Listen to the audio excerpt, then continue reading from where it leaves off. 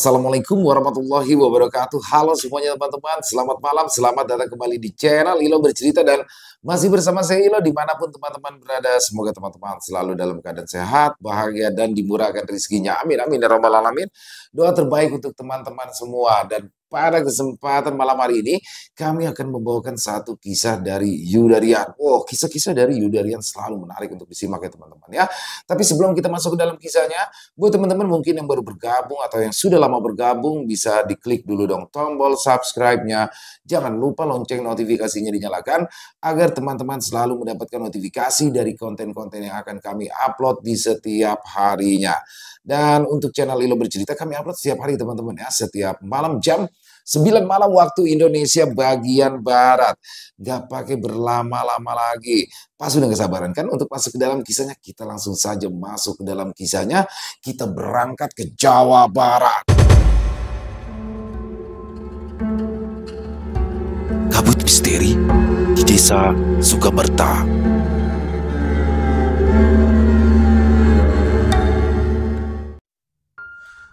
Di lereng Bukit Sukamerta, waktu seolah melambat setelah matahari tenggelam, langit gelap tanpa bintang. Kabut tipis menjalar dari lembah hingga ke desa, menyelimuti rumah-rumah penduduk seperti jaring laba-laba. Angin malam membawa suara gemerisik dedaunan, terdengar seperti bisikan halus yang menggoda telinga. Namun, bukan keindahan bukit yang dikenang penduduk desa, melainkan cerita tentang makhluk tak kasat mata yang menghuni hutan dan lerengnya di desa ini. Jin penjaga bukit bukan sekedar mitos. Namanya selalu disebut dengan bisikan penuh rasa takut. Konon, makhluk ini telah ada sejak tanah Sukamerta pertama kali dijamah manusia. Ia menjaga keseimbangan alam, melindungi bukit dari tangan-tangan serakah manusia. Namun, bila marah, ia tak segan menghukum penghuni desa atau biang dari semuanya. Tubuh manusia yang diambilnya takkan pernah ditemukan, hanya bau amis yang tertinggal, seolah para korban yang hilang di lereng bukit lebih mirip hutan dengan tebing tinggi. Tubuhnya tertinggal di dalamnya, lenyap hingga berada pada proses skeletonisasi dan terjarang meninggalkan bekas darah kering yang menguap dari tanah meski tubuhnya tak terdeteksi. Dan cerita jin ini kembali hidup ketika Komar, seorang buruh pabrik teh, menghilang tanpa jejak.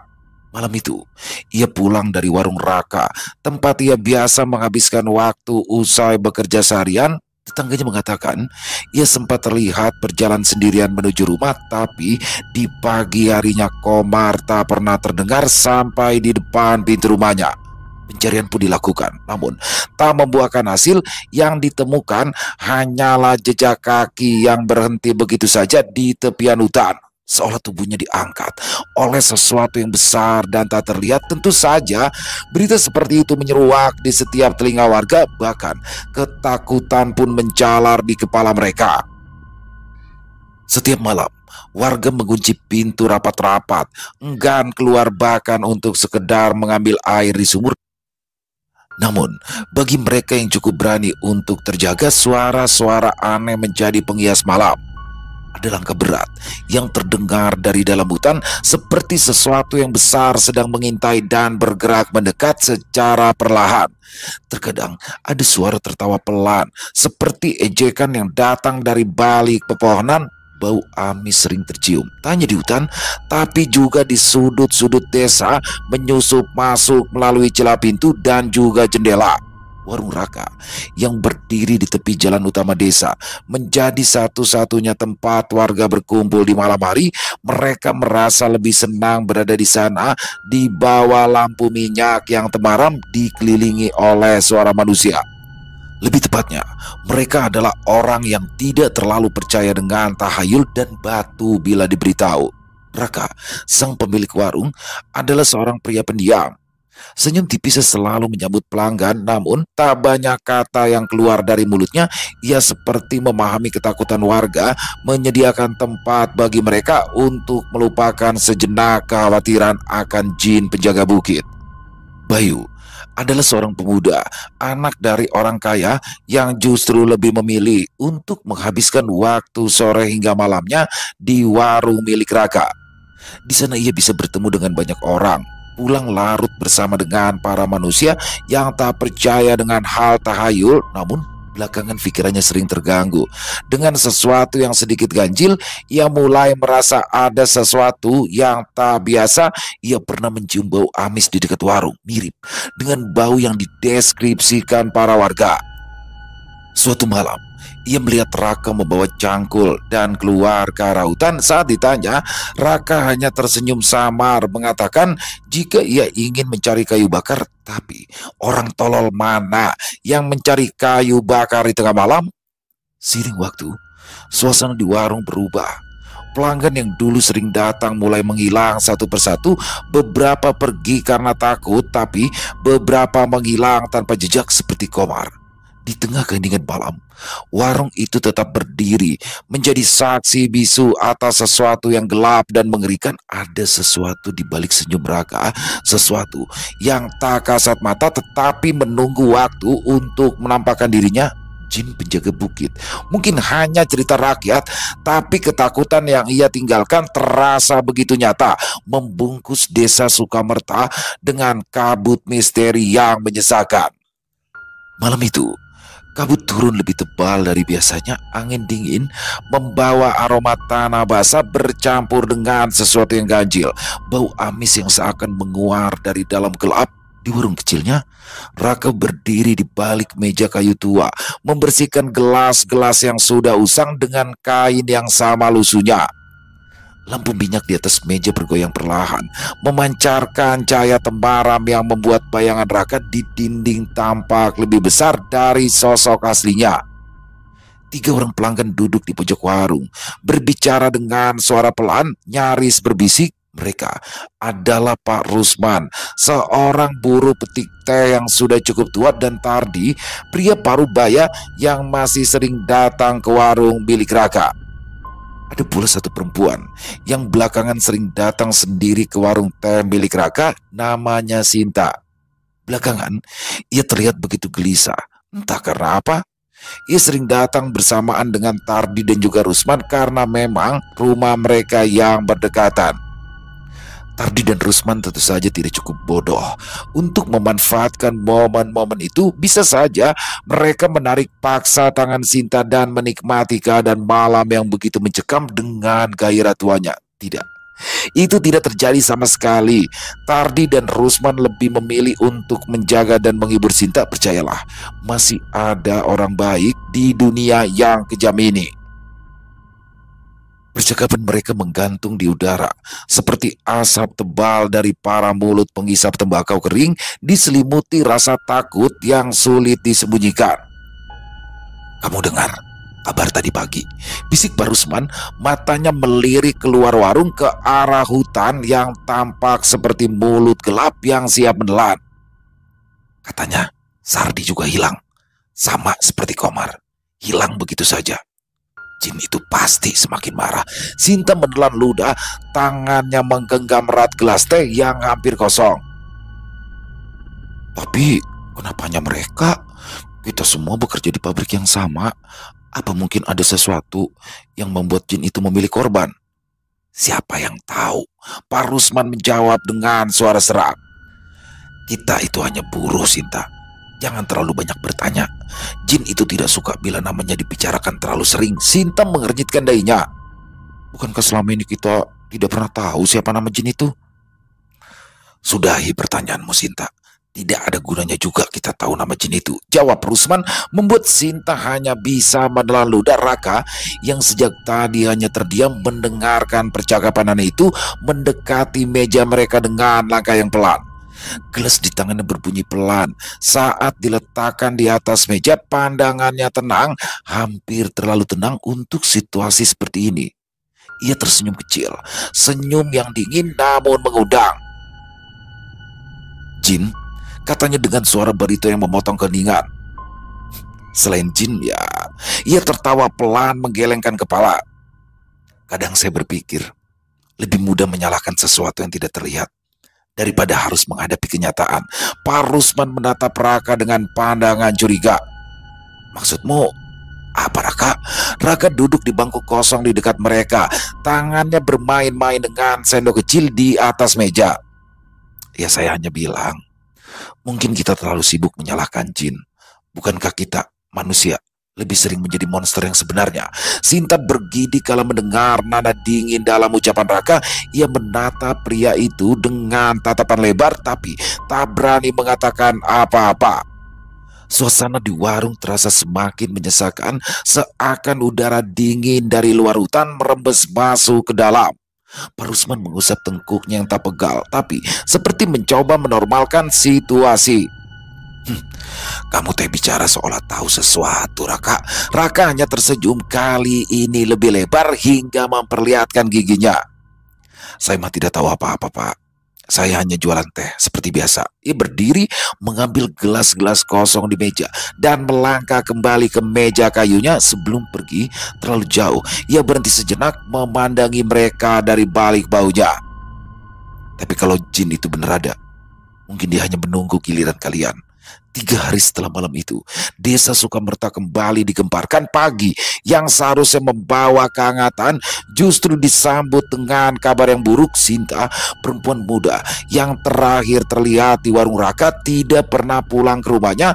Keluarganya pun melapor ke kepala desa dan seperti biasa, dugaan langsung mengarah ke jin penjaga bukit. Pak Rusman yang semalam berbicara dengannya di warung menggigil saat ditanya oleh warga. Dia pulang lebih dulu. Saya tidak tahu apa yang terjadi setelah itu," ucapnya, suaranya patah-patah. "Tapi kalian tahu kan, bau amis itu saya mencium baunya lagi di perjalanan pulang."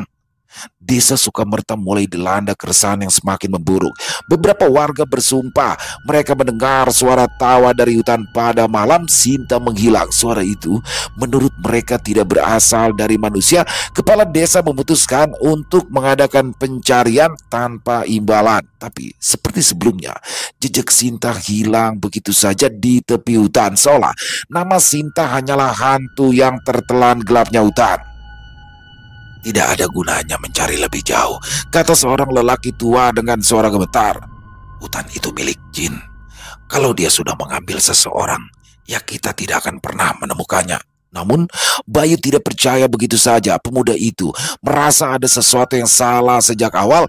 Bau amis yang disebutkan warga, suara-suara aneh, dan hilangnya Sinta, semuanya terasa terlalu kebetulan. Dan yang lebih mengganggunya adalah Raka. Ya, malam itu Bayu memutuskan untuk mengamati Raka lebih dekat. Raka dengan senyum dinginnya tampak seperti tidak memperdulikan apa yang terjadi di desa. "Kamu tidak takut?" tanya Bayu mencoba membuka percakapan. "Takut," Raka menjawab sambil mematikan lampu minyak. "Takut untuk apa? Jin hanya mengambil apa yang pantas untuk diambil." Bayu menelan ludah. "Maksud kamu teh apa? Kamu pikir Sinta pantas menghilang?" Raka memutar tubuhnya memandang Bayu dengan sorot mata yang sulit diterjemahkan. "Saya tidak tahu, Bayu. Tapi kalau memang jin itu ada, dia pasti punya alasan. Kita tidak boleh mencampuri urusannya, bukan?" Jawaban itu tidak memuaskan Bayu. Malam itu, setelah warung ditutup, diam-diam ia mengikuti Raka dari kejauhan. Langit gelap tanpa bulan, dan hanya lampu kecil di tangan Raka yang menjadi penunjuk jalan. Bayu berjalan perlahan, memastikan langkahnya tidak mengeluarkan suara. Raka tidak pulang ke rumahnya. Sebaliknya, ia menuju ke arah hutan, tempat yang dianggap warga sebagai wilayah yang terkutuk. Bayu merasa bulu kuduknya meremang saat melihat Raka berhenti di sebuah titik. Dia menggali sesuatu di tanah menggunakan cangkul. Bayu mencoba mendekat, tapi tiba-tiba saja angin dingin menerpa wajahnya. Bau amis yang selama ini dibicarakan warga tercium jelas menyengat hingga membuat perutnya mual. Dalam gelap, ia mendengar suara gemeretak seperti tulang yang patah atau kayu yang tak sengaja dipatahkan. Raka berhenti menggali lalu menarik sesuatu dari dalam lubang. Bayu menyipitkan mata, mencoba melihat lebih jelas, namun ia segera menahan nafas saat menyadari apa yang Raka keluarkan. Sebuah batik kain yang mirip dengan yang dipakai Sinta pada malam terakhir ia terlihat di warung. Bayu ingin berteriak, tapi suaranya seolah tersangkut di tenggorokan. Raka berdiri tegak, memandang ke sekeliling seolah merasakan kehadirannya.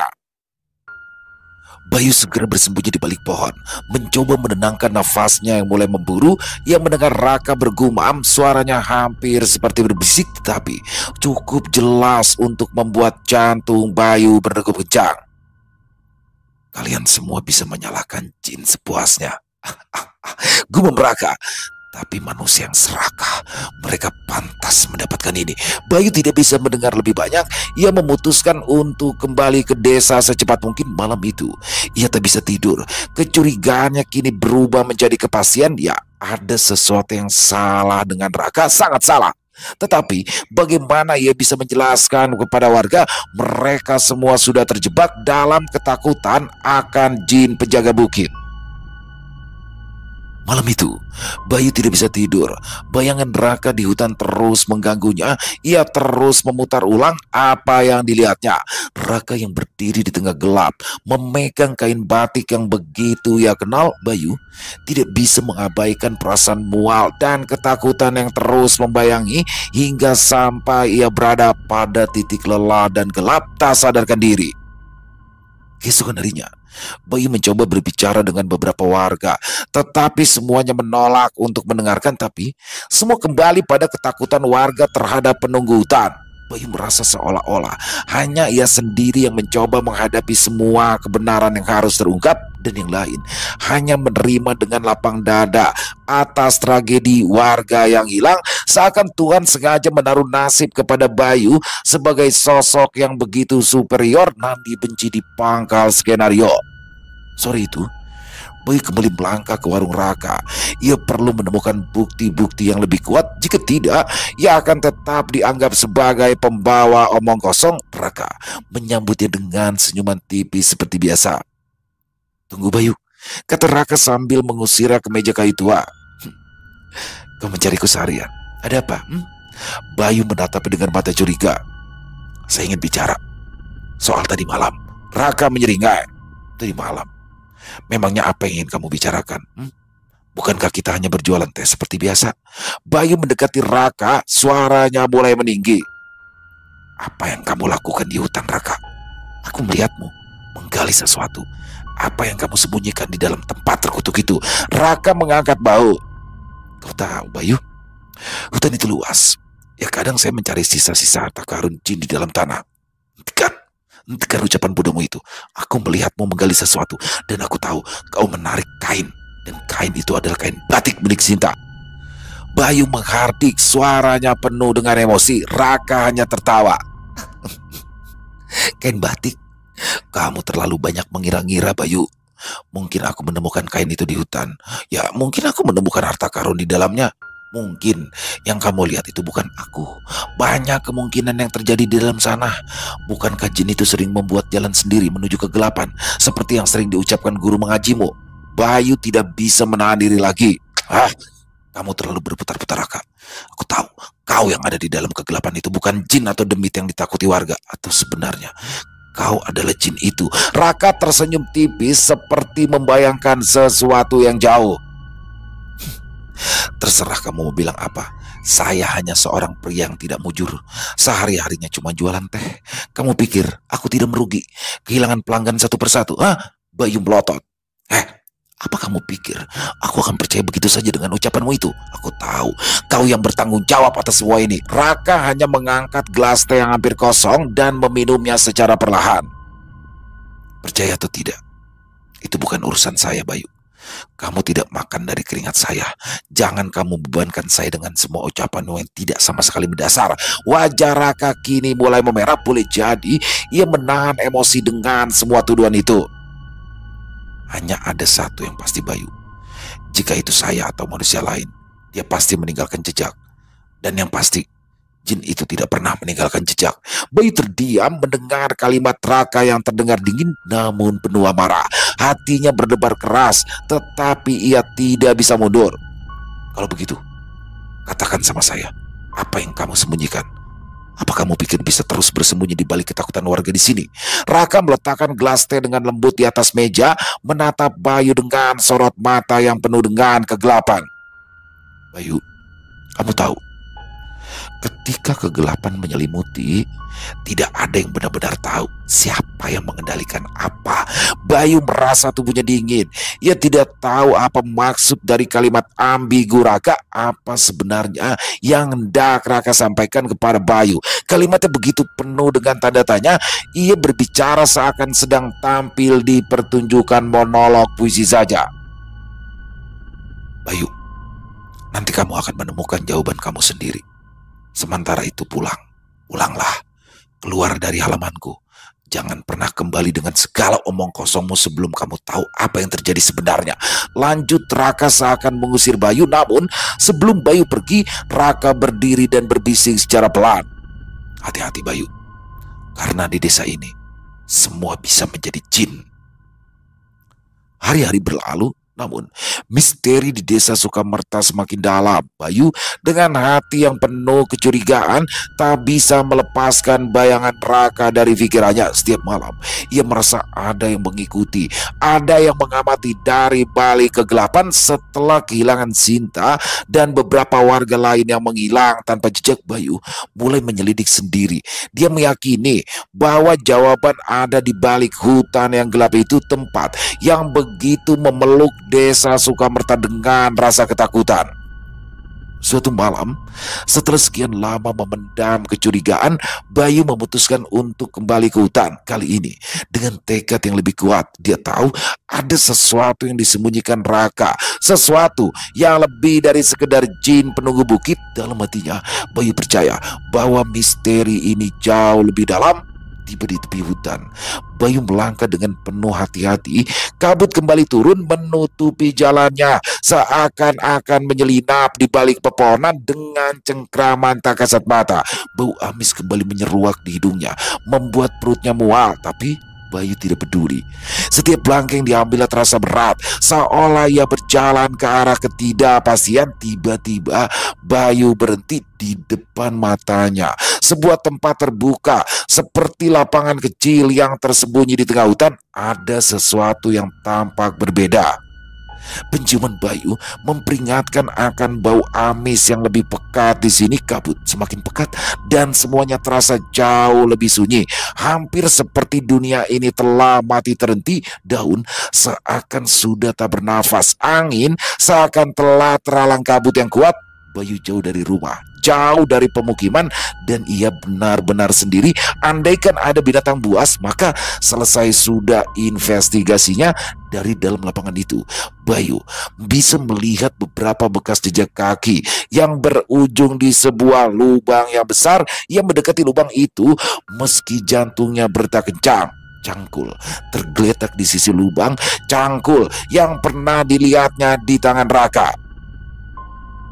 Bayu menggigit bibir, mencoba mengendalikan perasaan takut yang semakin menggerogoti. Perlahan ia mulai menggali, merasakan tanah yang keras dan dingin. Tangan Bayu penuh dengan lumpur dan kotoran, tetapi ia tak peduli.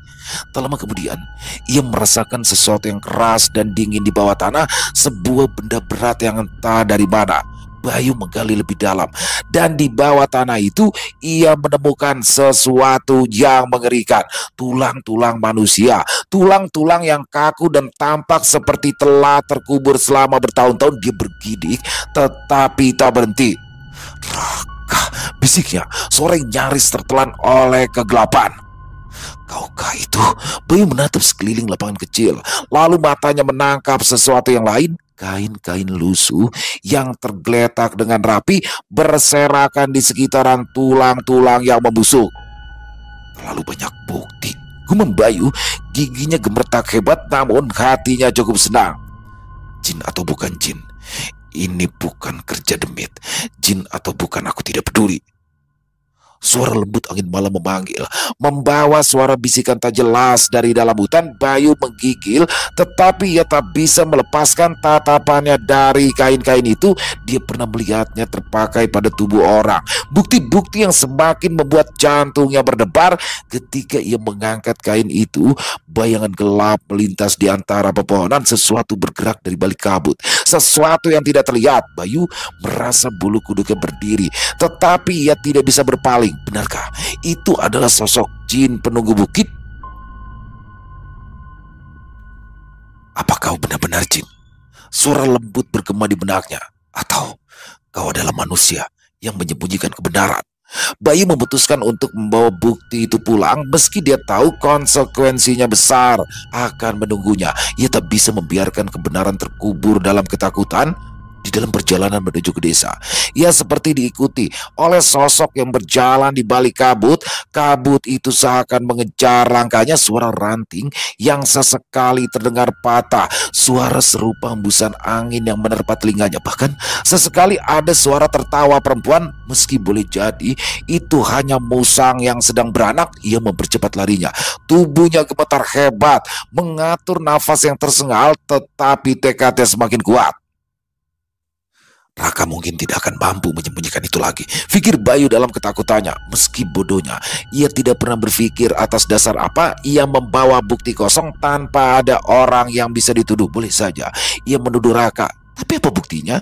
Ia tidak pernah memikirkan hal itu. Sesampainya ia di wajah desa, langkahnya gontai tak terarah, sama halnya dengan kecurigaannya. Tololnya, Bayu memutuskan untuk mengkonfrontasi langsung dengan Raka. Ia perlu menghadapi kecurigaannya sendiri, meskipun itu berarti mempertaruhkan segalanya termasuk nyawa. Ia sudah berdiri di halaman rumah Raka. Rumah yang tampak begitu biasa, seperti tak ada yang berubah dari luar. Tapi dalam hati Bayu, semuanya terasa berbeda. Bau amis yang tak hilang dari pikirannya semakin melekat dan pekat. Dia menatap pintu depan, jantungnya berdebar kencang. Setelah beberapa detik ragu, Bayu akhirnya mengetuk pintu dengan ketukan yang mantap. Suara ketukan yang begitu terasa keras, seolah menggema di malam sunyi. Beberapa detik kemudian, pintu terbuka dengan suara pelan. Raka muncul dengan wajah datar dan ekspresi dingin yang biasa. Bayu, sedang apa kamu di sana? Bukankah? Sapa Raka dengan tenang tapi terpotong, seakan ia terkejut melihat kedatangan Bayu di tengah malam buta. Kau sudah menemukannya, kurasa. Bayu menatap Raka dengan tajam. Aku ingin tahu, kenapa Sinta menghilang dan bukti yang aku temukan di hutan. Apa yang sebenarnya kau sembunyikan, Raka? Raka mengerutkan kening, lalu melangkah ke samping, memberikan Bayu jalan masuk. Masuk. Kamu sudah tahu jawabannya, bukan? Bayu menatap Raka penuh curiga, tetapi ia tetap masuk. Ruangan kecil itu terasa begitu sepi, hanya diterangi oleh sebatang lilin yang meredup. Bau amis yang memburunya semakin kuat, seperti menyelimuti seluruh ruangan. Mau apa kau mencari tahu, Bayu? Raka bertanya, duduk di kursi dengan tenang, seolah-olah tidak peduli dengan keadaan atau justru bahaya yang sedang mengintai. Bayu langsung meletakkan kain-kain yang ia temukan di hutan di atas meja. Ini bukti yang aku temukan. Bukti tentang apa yang kau sembunyikan, Raka. Raka memandangi kain-kain itu, lalu menatap Bayu dengan tatapan kosong. Kain-kain itu tidak satu pun milik Sinta. Itu hanya kain-kain lusuh biasa. Jangan terlalu berlebihan, Bayu. Hati-hati. Jin itu suka dengan orang yang terlalu banyak pikiran. Dia akan mudah merasuk ke dalam tubuhmu dan mengambil alihnya. Bayu menggertakkan giginya. Cukup. Cukup dengan alasan jinmu itu, Raka. Aku tahu ini bukan hanya soal tahayul dan demit penjaga hutan. Apa kau yang mengambil Sinta? Apa kau yang menyembunyikan orang-orang itu? Raka hanya terkeket, tetapi kali ini tawanya terasa jauh lebih menyeramkan bagi Bayu. Apa kau benar-benar percaya begitu saja pada pikiranmu sendiri, Bayu? Apa kau sudah cukup yakin kau tahu siapa yang sebenarnya berkuasa di tempat ini? Bayu melangkah lebih dekat, suaranya mulai naik. Kau biasa bermain dengan kata-katamu, Raka. Tapi aku tidak peduli dengan segala bentuk permainanmu. Aku tahu kau yang bertanggung jawab, dan aku akan membantu warga untuk membuatmu membayar semuanya. Raka berdiri dari kursinya, perlahan mendekati Bayu. Bayu, Kamu masih terlalu muda untuk memahami segala sesuatu. Hidup ini bukan hanya tentang hitam dan putih, bukan hanya tentang apa yang kamu cari. Terkadang kebenaran itu datang dengan harga yang sangat mahal. Aku yakin keluargamu mungkin mampu membayar kebenaran itu. Bayu merasakan ketegangan yang tak tertahankan, tetapi ia tidak mundur. Aku akan menghentikan semua ini, Raka. Kamu tidak bisa lagi menyembunyikan dirimu. Raka berhenti di hadapan Bayu. Tepat di wajahnya, tatapan Raka penuh dengan tanda tanya. Hentikan? Apa yang kau tahu tentang menghentikan sesuatu, Bayu? Kau hanya seorang pria yang mencari jawaban tanpa pertanyaan. Tapi bagaimana jika jawaban itu lebih berbahaya daripada kebenaran yang kamu ketahui? Apa kamu sanggup menerimanya? Bayu menarik nafas dalam-dalam, matanya berbinar penuh dengan tekad. Kau tidak menjawab semua pertanyaanku. Raka kembali menatap Bayu dalam-dalam dan kemudian tersenyum kecil. Pikirkan kembali, Bayu.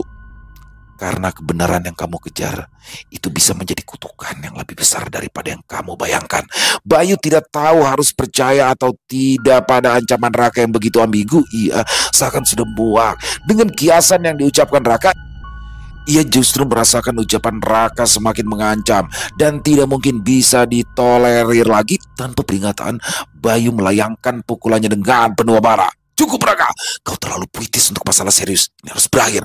Antara kau atau aku yang mati di sini. Aku akan menjadi pahlawan bagi para warga. Ya.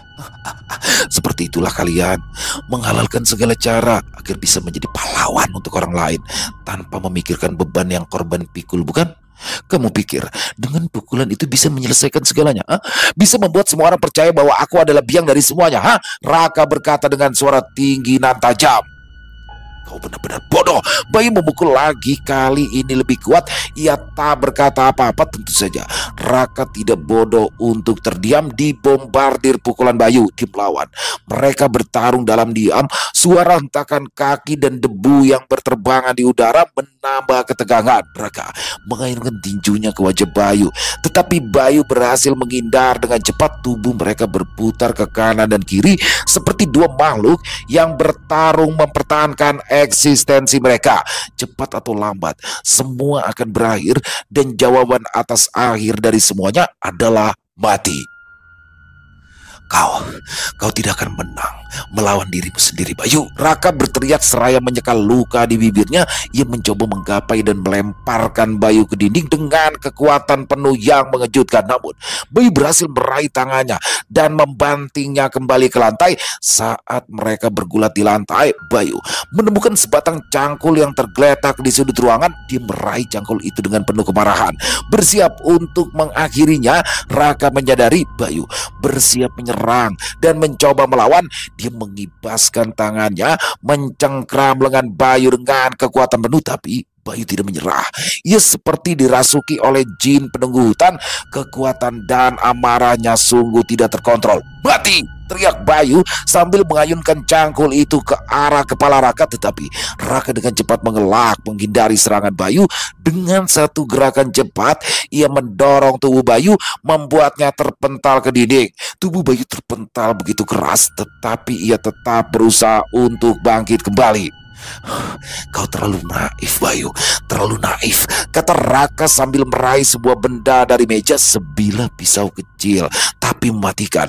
Bayu juga meraih cangkulnya. Kini keduanya saling berhadapan, siap untuk melayangkan serangan mematikan.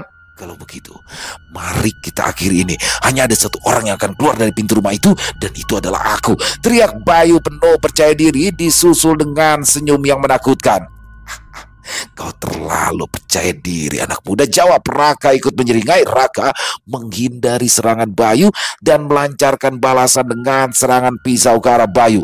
Kedua senjata itu beradu, menimbulkan percikan. Suara pertempuran mereka bergema di ruangan yang sepi itu. Bayu menggigit bibirnya, berusaha mengimbangi serangan Raka. Pisau Raka yang tajam terus mendesak, membuat Bayu terpojok. Namun dengan segenap kekuatan yang tersisa, Bayu berhasil menyerangkan cangkulnya ke tangan Raka yang memegang pisau. Sontak pisau itu lepas dari genggamannya. Suara rintian jelas tak terhindar dari mulut Raka. Darah segar mengucur dari luka Raka, tapi ia tetap berdiri, tersenyum penuh dengan bara. Seakan ada kekuatan gaib yang akan menutup lukanya. Kau takkan bisa menghentikan dirimu sendiri, Bayu. Bayu tidak peduli lagi dengan kalimat puitis dari Raka. Ia mengangkat cangkul tinggi-tinggi dan menghujamkan ke arah Raka. Darah mengucur begitu deras, tetapi Raka masih berdiri meski tubuhnya semakin lunglai. Aku masih di sini, Bayu. Dengan nafas tersengal, Bayu menatap Raka yang tergeletak di lantai. Tubuhnya berlumuran darah, tapi ajaib, dia masih hidup. Tidak, bisik Bayu mencoba mengendalikan diri. Kau tidak bisa lagi bersembunyi, Raka. Tidak akan ada lagi orang hilang di kampung ini. Raka memandang Bayu dengan mata penuh ancaman dalam sakaratul mautnya. Lalu dengan suara pelan hampir seperti bisikan, kebenaran itu tidak akan mati. Bayu tidak tahu apa yang akan terjadi selanjutnya. Banyak kemungkinan yang akan terjadi. Antara ia juga akan mati di tangan warga yang mengetahui itu, atau justru menjadi pahlawan tanpa alasan. Tapi yang ia ketahui adalah Raka tidak bisa lagi melarikan diri. Bayu berdiri di tengah ruangan yang hening. Tubuhnya masih bergetar hebat dan penuh dengan luka. Darah Raka masih menetes dari cangkul yang ia genggam, namun tidak ada kepuasan dalam pandangannya, hanya rasa kosong yang tak terlukiskan. Raka terbaring di lantai, nafasnya tersengal-sengal, tapi tatapannya masih penuh dengan kekuatan membara. Seakan ia bertemu energi dari jin penunggu bukit. Ia mencoba untuk berdiri, meskipun itu sulit. Ia memandang Bayu dengan sorot mata yang dingin, meringis menahan sakit. Tangannya menahan luka yang menganga. Sorot matanya penuh kejahatan yang terpendam. Bayu, Raka berbisik, suaranya serak penuh dengan tekanan. Kau tidak menyadarinya, bukan? Bayu menatap Raka dengan heran dan curiga, tidak mengerti lebih tepatnya. Menyadari apa? Kenapa Tuhan tidak mencabut nyawamu dengan cepat? Oh, tidak. Kau lebih baik mati secara perlahan. Aku suka itu. Jadi apa yang kau maksudkan tadi? Raka berusaha mengangkat tubuhnya sedikit meskipun sulit. Kau tidak pernah tahu kan siapa dirimu? Kau memiliki sisi yang jauh lebih gelap dari ini. Bayu, Sinta, kau yang melakukannya. Terlontar begitu saja kata-kata itu membuat darah Bayu tambah mendidih. Jangan bicara omong kosong kau. Aku tidak mungkin melakukan hal itu. Jelas-jelas itu adalah ulahmu. Tanganmu yang berdarah, penuh darah. Raka tersenyum tipis, tetapi senyum itu terasa begitu getir. Apa kau tidak ingat? Tapi aku tahu siapa dirimu. Sisi gelapmu sudah lama bangkit. Aku hanya menyembunyikan semua kejahatanmu, bukan sebaliknya. Bayu menggigit bibir, tubuhnya terasa lemas. Ia merasa suara Raka seakan menghipnotis dirinya untuk mengingat sesuatu yang tak pernah ia lakukan. Entah hal apa yang terjadi. Bayu seakan terkejut dengan segala hal yang terjadi. Ia memandang tangan yang penuh darah, melihat Raka yang tergeletak sekarat. Raka, kenapa kau mengatakan ini? Apa yang sebenarnya ingin kau katakan? Raka menghela nafas panjang, suara lembut dan penuh penyesalan.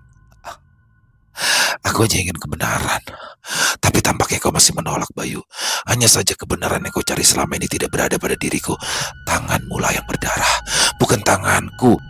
Bayu masih berdiri di tengah pertanyaan yang membingungkan. Di ruangan yang sunyi, darah yang menetes dari cangkul di tangannya membaur dengan bayangan gelap di sekitarnya. Namun kepalanya pusing dan pikirannya terasa kosong, mencoba memproses kata-kata Raka yang terdengar seperti bisikan di telinganya. Raka memandang Bayu dengan tatapan dingin, menunggu reaksi dari Bayu yang terdiam. Kau masih tak mengerti, Bayu? Bayu menatap Raka dengan penuh curiga, tetapi suara Raka terasa semakin menyakitkan. Lihat orang-orang di sekelilingmu, Bayu. Orang-orang hilang satu demi satu. Kau pikir siapa yang melakukannya? Jin? Kalian semua dengan mudah percaya pada cerita-cerita lama itu. Bayu menatap Raka dengan tajam. Kenapa kau peduli dengan mereka? Bukan kau yang melakukan itu, Raka menghela nafas panjang, wajahnya mengeras.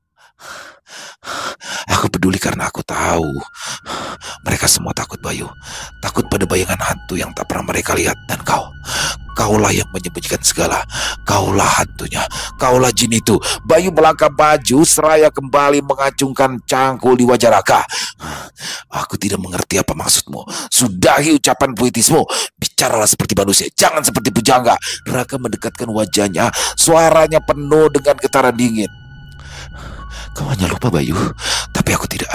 Aku tahu kapan, bagaimana, dan seperti apa kau memperlakukan mereka. Bayu mundur beberapa langkah seakan dihantam dengan kebenaran yang ada. Cangkulnya terjatuh ke lantai dengan suara nyaring. Wajahnya memucat, pikirannya kacau. Kau berbohong, ini tidak mungkin. Raka mencoba kembali berdiri. Tidak mungkin. Semua bukti itu ada padamu, bukan? Kau yang mengetahui di mana kain-kain itu terkubur. Bayu menatap Raka dengan penuh kebingungan, emosi yang bercampur aduk di wajahnya. Tidak. Aku bukan aku yang melakukannya. Raka menyeringai dengan suara dingin yang mengiris. Tapi kau tahu, Bayu. Kau tahu di dalam hatimu kau sudah melakukannya. Dan aku hanya memanfaatkan keadaan ini untuk membalaskan dendamku. Bayu mengernyitkan dahi, suara memecah kesunyian malam. Dendam apa yang kau maksud? Raka tersenyum dengan penuh kepuasan. Tentu saja. Kau pikir aku bodoh? Aku hanya membiarkan ketakutanmu tumbuh, membiarkanmu melupakan semuanya. Semua ini agar aku bisa membalaskan dendamku tanpa harus mengotori tanganku sendiri. Bukankah guru mengajimu pernah berkata, hanya orang-orang yang tidak beriman dan berpikir kosong yang mudah dirasuki setan? Begitu bukan? Bayu kembali mundur hingga tersudut pada dinding kayu yang belum sempat melapuk. Jiwanya seakan hancur. Kebenaran yang ternyata ia cari justru ada pada dirinya. Tapi benarkah begitu? Raka kini sudah berdiri dekat dengan Bayu, suaranya lembut tetapi penuh dengan bahaya. Aku ingin kalian semua menderita, Bayu. Kehilangan orang yang dicintai perlahan. Tapi aku tidak perlu membunuh untuk itu. Aku hanya menyimpan kebenaran sampai akhirnya kau sendiri yang hancur karenanya. Bayu bergetar menolak kata-kata Raka, tapi setiap langkah Raka seperti bayangan gelap yang tak terelakkan. Dan meski ia menyangkal, kebenaran yang ganjil itu perlahan mulai menelan dirinya. Bayu berdiri membeku di tengah ruangan. Pikirannya penuh dengan teror dan kebingungan. Kata-kata Raka terus bergema di kepalanya. Seperti sebuah bisikan yang tak kunjung hilang. Perlahan memori yang berkabut mulai tersapu, terurai satu demi satu dalam benaknya. Raka masih meracau mengucapkan apa yang dilakukan Bayu. Kembalilah ke malam-malam itu. Kembalilah pada Sinta. Bagaimana kau menikmatinya? Coba lihat tanganmu. Bisikan tepat di telinga Bayu. Mata Bayu terlihat begitu kosong menganga. Bayu seakan terbawa arus atas ucapan Raka yang mencoba menggambarkan kejadian-kejadian yang mengerikan, serupa ibu membacakan dongeng sebelum tidur. Kembali ke masa itu. Malam itu, Bayu sedang menggiring seorang wanita muda. Wajahnya penuh ketakutan. Sinta, ya. Mata Sinta memandangnya penuh rasa penasaran dan ketakutan. Sinta, Bayu memanggilnya dengan suara yang lembut tetapi penuh dengan ancaman. Tentu saja Sinta melawannya. Jangan melawan, Sinta. Kau tahu kan apa yang terjadi jika kamu melawan? Sinta berusaha berteriak tetapi Bayu semakin keras menekan wajahnya. Kau tahu kenapa aku melakukan ini, bukan? Bayu meraih pisau dari ikat pinggangnya dengan gerakan lambat dan penuh ketenangan. Sinta menjerit, tetapi suara itu teredam oleh desahan angin yang memburutan dan tersedak darahnya sendiri. Bayu kembali menyayat leher Sinta yang sudah tak bernyawa, melemparkannya di tanah kosong. Bayu terus mengulangi ritual yang sama, menggiring, menyiksa, dan akhirnya menghabisi nyawa satu persatu.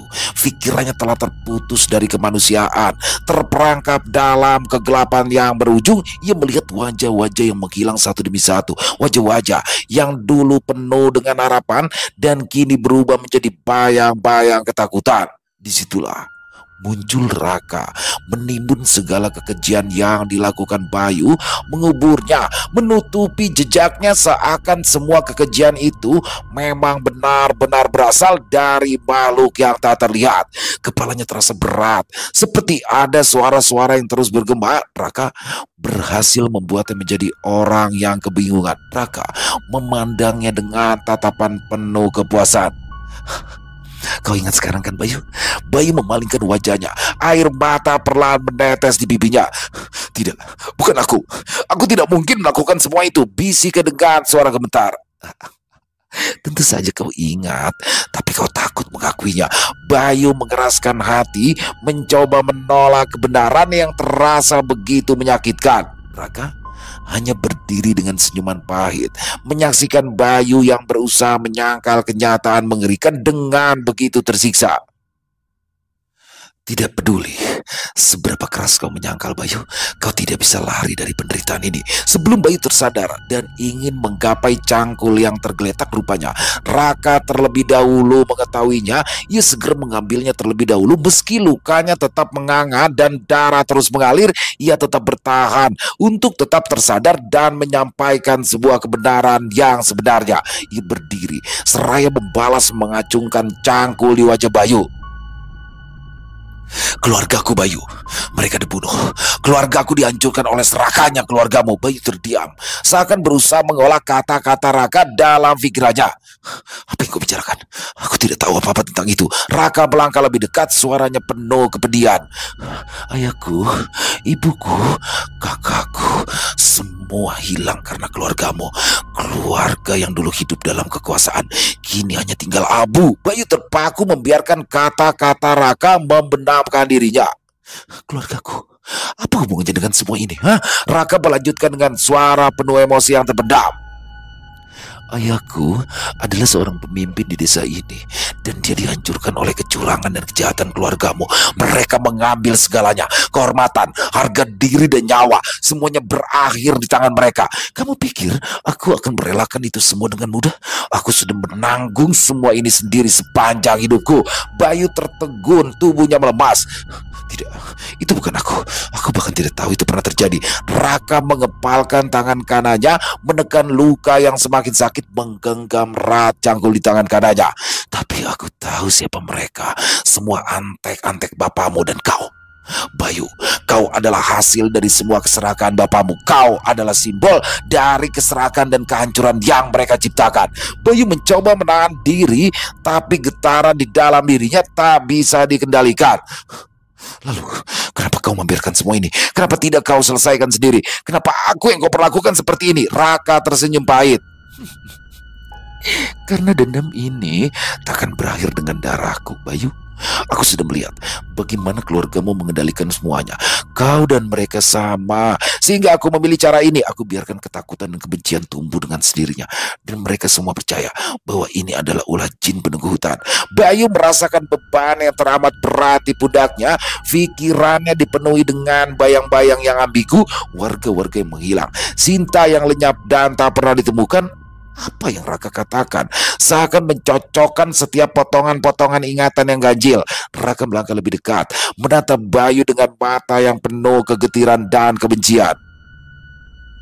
Dan sekarang kau yang harus memutuskan, Bayu. Hidup atau tetap mati. Bayu menutup matanya, mencoba menahan isak yang hendak meluncur. Tapi memori mengerikan itu terus muncul, seperti sebuah bayangan yang tak bisa lagi ia hindari. Jadi kau memanfaatkan aku, Raka mengangguk. Ya, hanya untuk melihatmu hancur, Bayu. Sama seperti keluargaku. Tapi satu hal yang kuingat, kau takkan pernah bisa melupakan semua ini kecuali ajal menjemputmu. Bayu membuka matanya penuh dengan kesedihan dan penyesalan. Ia tidak bisa menyangkal yang ada hanya bayang-bayang yang terus mengikutinya. Dan aku akan membantumu untuk melupakan semuanya, kata Raka sambil mengayunkan cangkul ke pundak Bayu. Kini beban di pundaknya lebih nyata dari sebelumnya. Cangkul itu menancap di pundak Bayu. Darah mengucur cukup deras, tulangnya jelas terbelah menjadi dua. Raka menekan cangkul yang hingga menancap lebih dalam agar tidak ada lagi perlawanan antara Bayu dan kesakitannya. Bayu belum mati, ia masih tersiksa. Dengan kesakitan itu, 1-2 pukulan dilayangkan Raka tepat di wajah Bayu. Kini bentuknya sudah tidak seperti manusia. Pemandangan itu begitu mengerikan. Wajah Bayu babak belur di sana sini, darah di mana-mana. Bayu sudah tidak bisa kemana-mana. Sungguh mudah mempengaruhi otak manusia. Kau terlalu kalut mencari kebenaran. Anak muda, seharusnya kau tetap tenang di rumah. Aku pikir ini akan sulit, ternyata semua berjalan begitu mudah. Apalah arti dari luka yang kudapat kalau semuanya begitu mudah? Mati. Matilah dengan tenang, ujar Raka bersungguh-sungguh dan meninggalkan kepingan darah Bayu berserakan di mana-mana. Sampai bertemu di neraka Bayu. Lanjutnya, meninggalkan Bayu dengan keadaan yang tidak berdaya, sudah tidak ada lagi harapan yang bisa hidup dan benar. Hanya satu orang yang akan keluar dari pintu rumah Raka, dan itu adalah sang pemilik rumah itu sendiri. Raka melenggang keluar seraya menutup lukanya yang tak kunjung menutup dengan sendirinya. Jelas saja ia kesakitan. Langkahnya gontai, wajahnya tampak dingin, tetapi di dalam gelombang emosi yang terpendam mulai meluap kembali sambil menyeret pelan cangkul yang sempat dibawa Bayu sebelumnya. Ya, Raka tahu apa yang harus dilakukan selanjutnya. Dendam yang ia simpan selama bertahun-tahun akhirnya mencapai puncak. Dia berjalan menuju ke rumah Bayu, tempat di mana kesengsaraan keluarganya dimulai, tempat bayangan kegelapan merenggut keluarganya. Raka berdiri di depan rumah tua itu, rumah yang dulunya megah kini penuh dengan kerusakan dan kenangan pahit. Dia menatap pintu depan yang tergores, seakan mengingat setiap detail yang pernah ada. Raka mengetuk pintu itu dengan ketakutan penuh. Suara pukulan yang berat menggema di sekitarnya. Tak lama pintu itu terbuka dengan suara berderit pelan. Bapaknya Bayu, Rustam, berdiri di sana dengan tampilan yang semakin tua dan lelah. Wajahnya tampak terkejut kala melihat siapa yang datang dengan keadaan yang begitu mengerikan. Raka, suara Rustam terdengar gemetar, mengenali sosok yang berdiri di hadapannya. Raka, apa yang kamu lakukan di sini? Aku datang untuk memberitahumu. Anakmu sudah mati. Raka melangkah lebih dekat dengan suara penuh kepedihan dan juga marah. Kau ingin tahu bagaimana dia mati? Keluargamu, kalian semua telah membunuh ayahku, memotongnya seperti makanan anjing gila. Kalian merampas segalanya dariku. Bayu adalah lambang dari semua ini. Kini dia sudah mati di tanganku. Rustam bergetar hebat kala mendengarnya. Ia tidak bisa berkata apa-apa.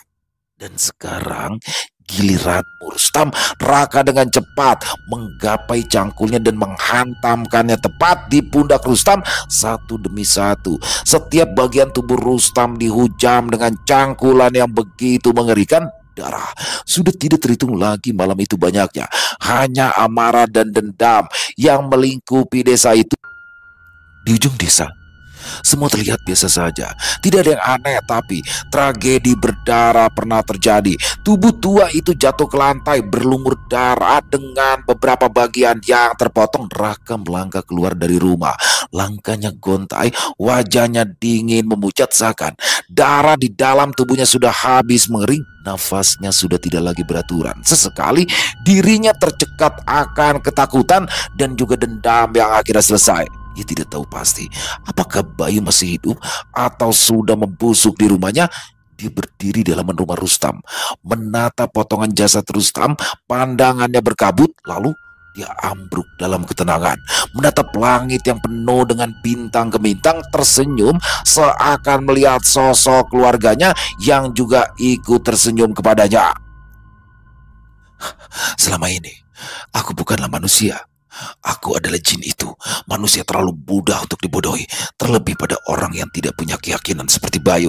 Seraya menutup mata untuk selamanya, ia mengingat kisah itu, kisah yang pernah sang ibu ceritakan saat Raka melakukan hal yang terbilang nakal. Kisah tentang hutan yang dipenuhi dengan bisikan malam dan sebuah bukit yang telah lama terlupakan, di mana semua kejahatan lenyap di dalamnya. Sosok yang digadangkan sebagai penunggu adalah momok yang mengerikan bagi para warga, tak terkecuali anak-anak yang nakal. Bayu hanyalah bagian kecil dari rencana Raka. Bayu adalah orang yang begitu mudah untuk dipengaruhi. Tidak, Tidak hanya Bayu, semua orang yang tidak memiliki keyakinan akan mudah dipengaruhi. Mereka akan cepat mempercayai sesuatu yang menyangkut tentang hal-hal mengerikan. Neraka hanyalah juru kunci untuk menciptakan delusi pada pikiran Bayu. Meski pada intinya neraka tetaplah biang dari segalanya, dan semua kebenaran atas misteri hilangnya para warga telah dibawa mati oleh Raka dan Bayu. Jin penunggu lereng bukit atau hutan Sukamerta itu adalah Raka. Selesai. Wow, luar biasa kisah dari Mas Yudarian. Oh, jadi memang kisahnya ini agak-agak gimana ya? Kita dipaksa untuk berpikir keras. Tapi kalau saya boleh menyampaikan secara garis besarnya di sini, Raka. Tokoh utamanya adalah Raka, yang dimana kejadian orang hilang di desa itu, dia memanfaatkan kepercayaan orang sekitaran tentang jin penunggu bukit yang suka memakan tumbal. Nah, disitulah dia menghabisi beberapa warga, yang mana di terakhir adalah seorang wanita yang bernama Sinta ya. Dan di situ Bayu sebagai tokoh pemuda di situ mengetahui semuanya, yang mengetahui bahwa pelakunya nih Raka, bukannya jin, bukannya hal-hal mistis yang selama ini diucapkan oleh warga sekitar, tapi pelakunya nyata adalah seorang Raka, yang mana di situ Raka memainkan peran di situ. Dia kayak mengirimkan delusi kepada si Bayu bahwa seolah-olah dia yang melakukannya, padahal memang Raka yang melakukannya dengan tujuan dia menghancurkan Bayu, karena ternyata dulu keluarganya Raka itu dihancurkan oleh keluarganya Bayu. Walaupun Bayu tidak ngerti apa-apa, tapi ini adalah semua adalah tentang dendam ya. Dan orang-orang yang hilang termasuk Sinta itu adalah antek-antek dari orang tuanya Bayu. Jadi bukan berarti saya mengajarkan atau paling nggak saya kasih gambarannya dulu begitu, karena memang jujur ya, kayak saya pun harus berpikir keras nih, kisah ini gimana sih ternyata. Jadi memang keren banget ya kisah dari Mas Yudarian kali ini. Dan buat Mas Yudarian, terima kasih atas kisahnya yang luar biasa. Ditunggu lagi kisah-kisah selanjutnya. Semoga kisah barusan bisa menghibur para teman-teman, para pecinta penikmat horor misteri, lebih khususnya lagi kepada para subscriber dari channel Ilo Bercerita. Buat yang punya komentar lain, yang punya pendapat lain, bisa menuliskan di dalam kolom komentar, ataupun hanya sekedar saling menyapa. Insya Allah kami akan menjawab satu persatu. Dan buat teman-teman yang suka dengan videonya, bisa diklik tombol like, tombol jempolnya, boleh juga dong di-share link videonya ini ke teman-teman yang lain, agar juga ikut merasa terhibur. Buat yang belum subscribe, sekali lagi yuk, bisa diklik tombol subscribe. Jangan lupa lonceng notifikasinya dinyalakan, agar teman-teman selalu mendapatkan notifikasi dari konten-konten yang akan kami upload di setiap harinya. Kami juga ingin mengucapkan terima kasih kepada seluruh teman-teman yang sudah selalu setia hadir, yang sudah selalu mendukung kami, karena teman-temanlah kami selalu bersemangat berkarya di setiap harinya. Oh iya, buat teman-teman mungkin yang punya kisah horor misteri ya, yang apabila mungkin berkenan untuk dibawakan di channel kami, bisa mengirimkannya ke nomor telepon kami yang ada di sini, dan bebas ya, dalam bentuk tulisan boleh, dalam bentuk rekaman suara boleh, senyamannya teman-teman aja. Dan buat teman-teman yang sudah pernah mengirimkan kisah, kami ucapkan terima kasih. Di akhir kata, saya Ilo mengucapkan permohonan maaf apabila mungkin dalam pembawaan kisahnya ada kata-kata saya yang salah, ataupun ada kata-kata saya mungkin yang kurang berkenan. Saya mohon dibukakan pintu maaf yang seluas-luasnya. Sampai berjumpa lagi di konten-konten kami selanjutnya, yang pasti tidak kalah serunya, yang pasti tidak kalah horornya. Masih bersama saya Ilo di channel Ilo Bercerita. Salam sehat, sukses selalu untuk kita semua. Assalamualaikum warahmatullahi wabarakatuh.